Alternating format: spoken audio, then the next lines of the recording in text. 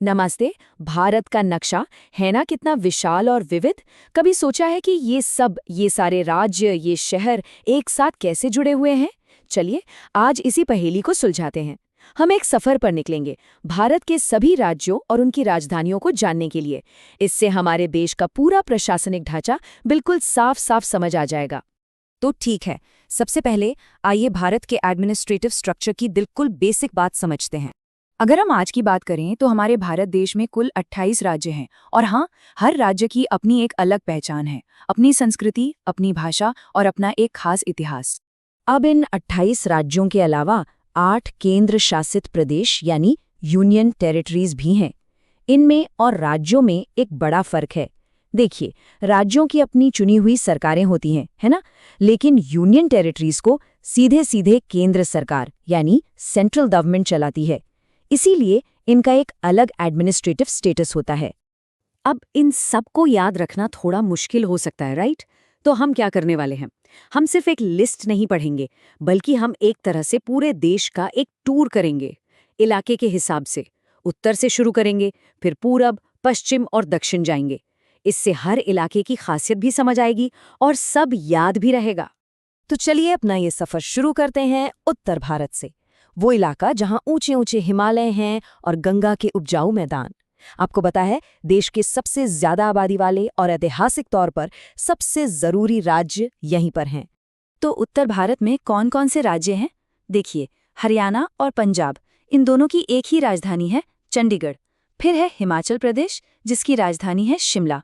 राजस्थान की राजधानी है पिंक सिटी, जयपुर। उत्तर प्रदेश की राजधानी लखनऊ और उत्तराखंड की राजधानी है देहरादून। सच कहूं तो ये सारे राज्य मिलकर ही भारत का कल्चरल और पॉलिटिकल हार्टलैंड बनाते हैं। देश के इतिहास में इनका रोल बहुत ही बड़ा रहा है। चलिए, अब उत्तर से थोड़ा पूरब की तरफ चलते हैं। ये एक ऐसा इलाका है जो अपनी शानदार कल्चरल हेरिटेज और नेचुरल रिसोर्सेज के लिए बहुत मशहूर है। पूर्वी भारत की बात करें तो यहाँ है बिहार, राजधानी पटना। झारखंड, राजधानी रांची। ओडिशा, जिसकी राजधानी है भुवनेश्वर। और पश्चिम बंगाल, जिसकी राजधानी है कोलकाता। ये पूरा इलाका अपने पुराने मंदिरों, रिच कल्चरल हिस्ट्री और हाँ, कोयले और लोहे जैसे जरूरी मिनरल्स के लिए जाना जाता है। चलिए, अब देश के दिल की तरफ यानी पश्चिम और मध्य भारत को देखते हैं। यहाँ आपको एक कमाल का मिक्सचर मिलेगा। एक तरफ तो हलचल भरे शहर हैं और दूसरी तरफ बिल्कुल शांत, खूबसूरत नज़ारे। तो इस हिस्से में कौन कौन है? गोवा, राजधानी पणजी। गुजरात, राजधानी गांधीनगर। महाराष्ट्र, जिसकी राजधानी है मुंबई।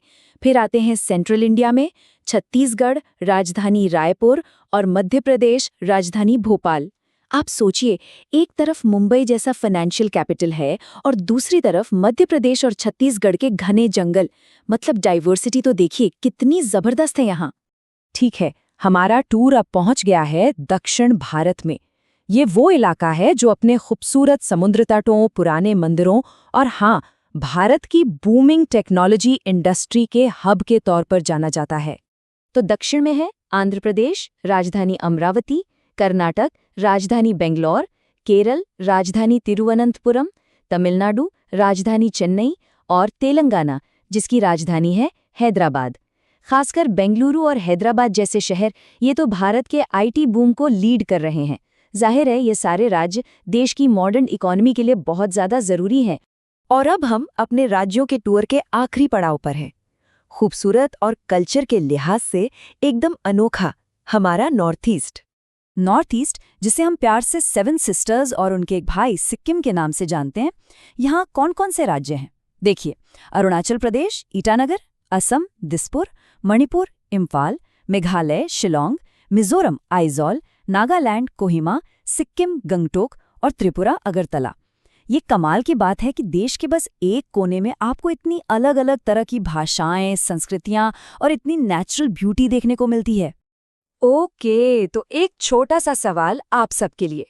क्या आप बता सकते हैं कि हमारी लिस्ट में ऐसा कौन सा एक शहर है जो 2 अलग-अलग राज्यों की राजधानी है?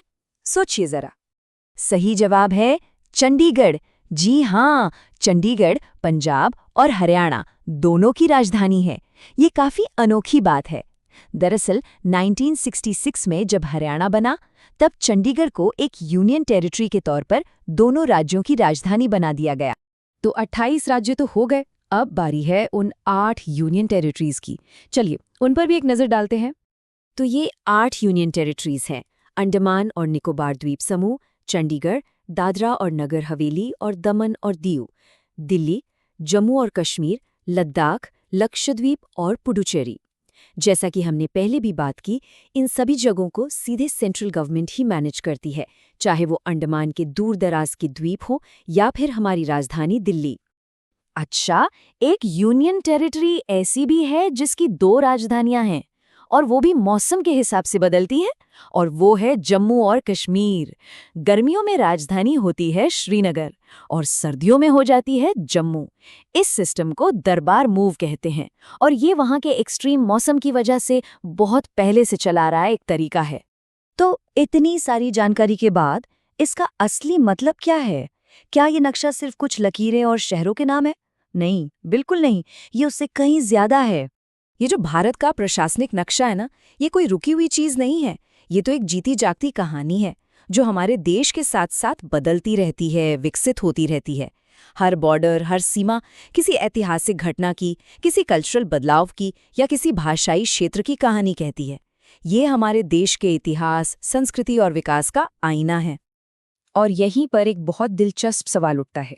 ये नक्शा हमेशा से बदलता आया है, तो जैसे जैसे हमारा देश आगे बढ़ेगा, ये नक्शा भी बदलेगा।